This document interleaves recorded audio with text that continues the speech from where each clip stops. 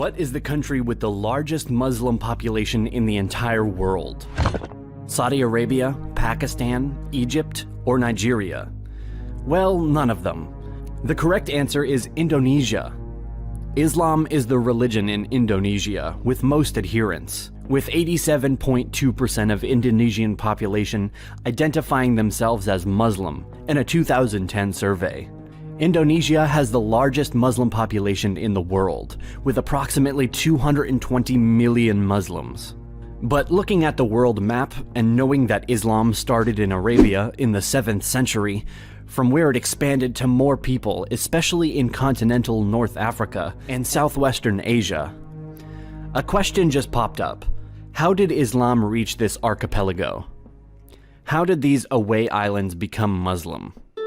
We are happy to say that this episode is brought to you by our sponsor, CuriosityStream, a subscription streaming service that offers thousands of documentaries and non-fiction titles from some of the world's best filmmakers, including exclusive originals.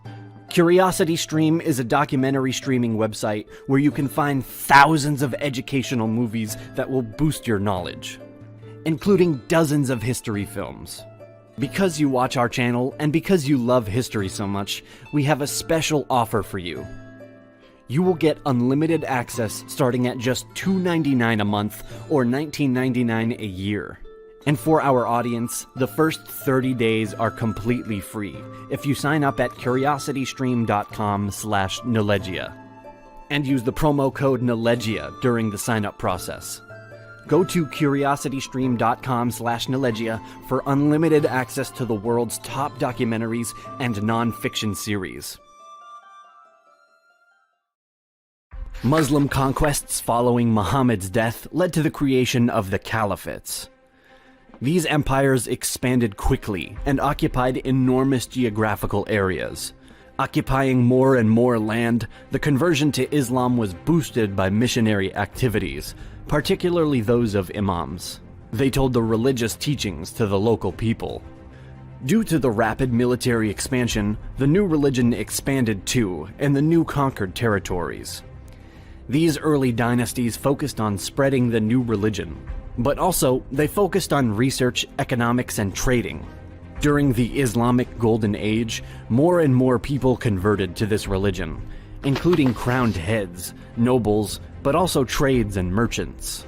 This resulted in rapid spreading towards the Indian and Atlantic Oceans. Islam influence first came to be felt in the Indian subcontinent during the early 7th century with the advent of Arab traders. Arab traders used to visit the Malabar region, which was a link between them and the ports of Southeast Asia, to trade even before Islam had been established in Arabia. The Arab merchants and traders became the carriers of the new religion, and they propagated it wherever they went.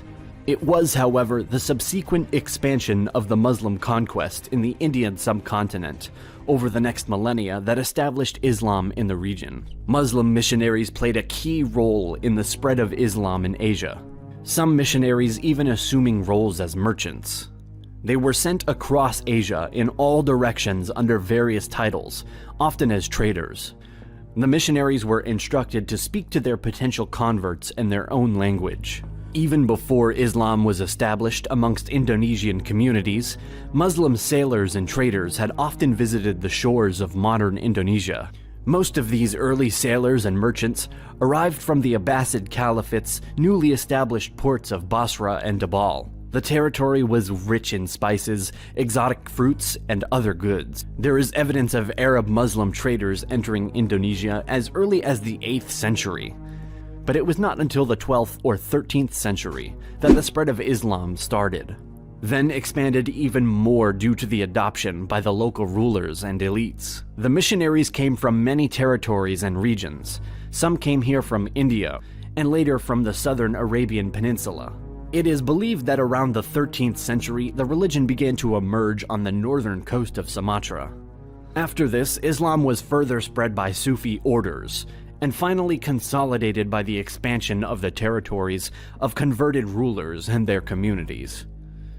Not knowing a certain date when the conversion started, and having no clear indication of when Islam first came to the region, we may consider the start around 11th or 12th centuries. The first Muslim gravestone markings date to 1082. Also, when Marco Polo visited the area in 1292, he noted that the urban port state of Perlac was Muslim. The first evidence of a Muslim dynasty in the gravestone dated 1297 of Sultan Malik al-Saleh, the first Muslim ruler of the Samudra Pasai Sultanate. Chinese sources record the presence of a Muslim delegation to the emperor from the kingdom of Samudra in 1282.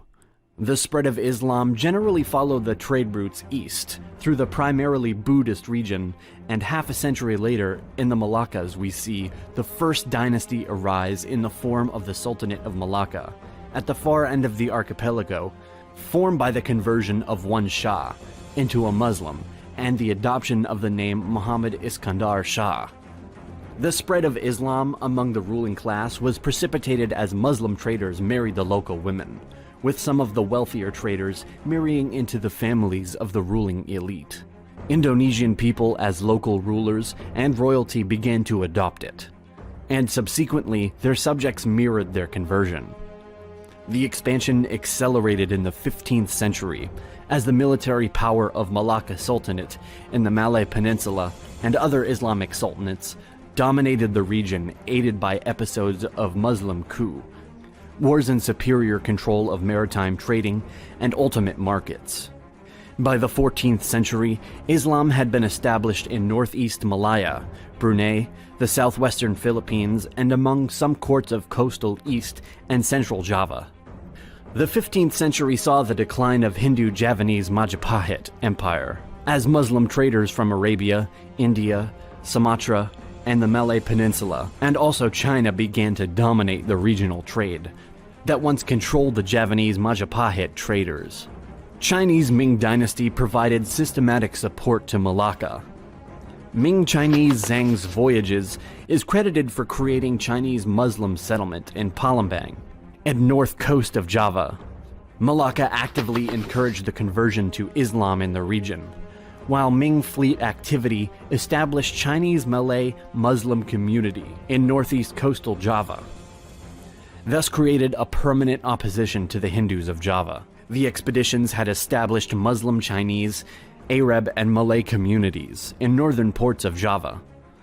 Dominant Muslim kingdoms were more and more present in the archipelago. Indu's historical inhabitants were animists, Hindus, and Buddhists. And in time, many of them accepted the new religion because Muslim merchants and traders disseminated Islamic teachings while trading with local population, and their teachings encouraged proselytizing religion. Hindus and Buddhists don't generally proselytize, and Islam is a monotheistic belief system, and it doesn't allow its followers to believe in another god. Being a Muslim created more privileges, benefits, and favorable terms for the local people than being a non-Muslim. Some people needed safety and certainty, so they chose to declare themselves as Muslims. Because Islam made an appearance in Southeast Asia through trade with people of South Arabia and Indian Sufis, the transition was made more peacefully than in the Middle East or North Africa, where existed conflicts. In Indonesia, the process was slower, but was created differently through merchants, elites, and nobles. The presence of monarchy made it easier for the religion to spread among the commoners, just as the presence of Christianity in the monarchy made it easier for the religion to spread in European kingdoms. Meanwhile, in Java Island, the great Hindu Majapahit Empire was collapsing. Some of these new kingdoms were supported by Ming China through assimilation related to trade, royal conversions, and conquest. Islam had supplanted Hinduism and Buddhism as the dominant religion of Java and Sumatra by the end of the 16th century. But many cultural and religious habits from the Hindu-Buddhist era were mostly tolerated and even incorporated into Islamic rituals. Islam didn't obliterate the pre-existing culture. Rather, it incorporated and embedded the local customs and non-Islamic elements among rules. In part, the strong presence of Sufism has been considered a major enabler of the syncretism between Islam and other religions. When Europeans came, they brought Christianity to the Muslim majority, but not so many converted, probably due to the fact that in that time, already the accent wasn't put on religion as much as in the 12th or 13th centuries. But this is another discussion. Indonesia is a big country, with more than 250 million people from different cultures and ethnicities across thousands of islands. From a religious point of view, Indonesia is not ruled by a single law. Because more than 80% of the population are Muslims, Indonesia can be called as one of the Muslim countries in the world. But Indonesia is not a traditional Islamic one. Their constitution does not specifically base on their religion, and also it contains many values, universal ones, which are also available in Islam as well as in other religions, formulated into what is known as Pancasila, the 5 philosophical pillars of the country. We would like to give special thanks again to CuriosityStream for sponsoring this video. Also, a big thank you to our supporters on Patreon. Thank you so much for watching. See you next time.